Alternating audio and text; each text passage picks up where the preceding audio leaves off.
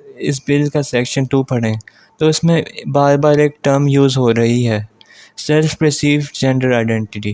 اگر آپ سرچ کریں تو ٹرانسجینڈر ایک وائڈ ٹرم ہے، اس میں صرف انٹرسیکس نہیں آتے۔ اور سب سے خطرناک بات سیکشن 2.4 میں لکھا ہے، A transgender person already assigned CNIC by NADA shall be allowed to change the name and gender according to his or her self-perceived identity on the CNIC.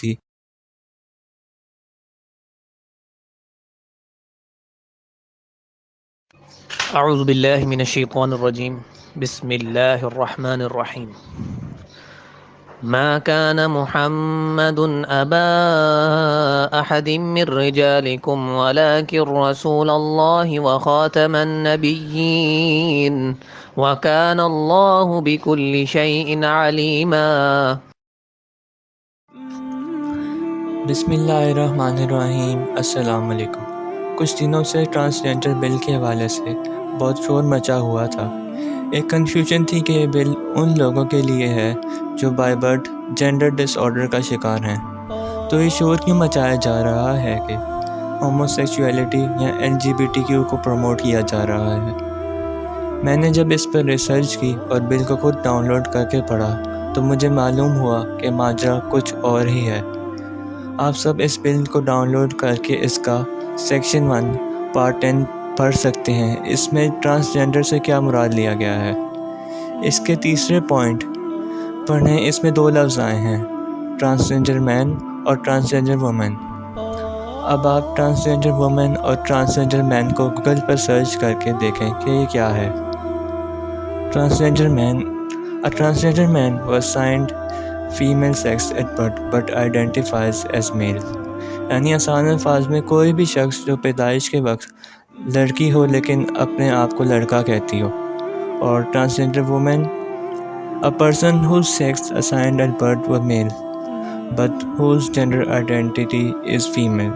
مطلب کوئی بھی شخص جو پیدائش کے وقت لڑکا ہو لیکن اپنے آپ کو لڑکی کہتا ہو۔ تو اس سے واضح ہوتا ہے کہ بل LGBTQ کو پروموٹ کر رہا ہے۔ مزید کلیئر کر سکتے ہیں، اگر آپ اس بل کا سیکشن 2 پڑھیں تو اس میں بار بار ایک ٹرم یوز ہو رہی ہے، سیلف پرسیو جینڈر آئیڈینٹی۔ یعنی وہ نہیں جو بائی برتھ ڈس آرڈر ہے، بلکہ وہ جینڈر جو ایک انسان کا خود کا ایزیوم کیا ہوا ہے۔ اگر آپ سرچ کریں تو ٹرانسجینڈر ایک وائڈ ٹرم ہے، اس میں صرف انٹرسیکس نہیں آتے بلکہ بات بہت آگے تک جاتی ہے۔